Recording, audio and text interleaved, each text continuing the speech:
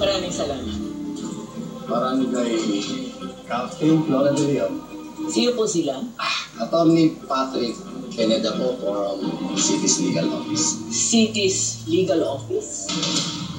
Ano po ang sadya nila? I just informing you po about the investigation being done on your barangay Investigation. for the difficulties and irregularities sa pag-audit ng funding na nakukuha nyo.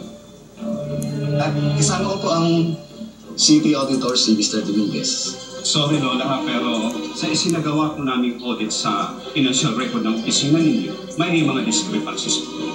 Tulad po ng naka-report na expenses ng mga medical issue ng barangay, hindi po natutugma ang presyo ng mga gamot na idiniklara niyo sa presyo nito sa merkado.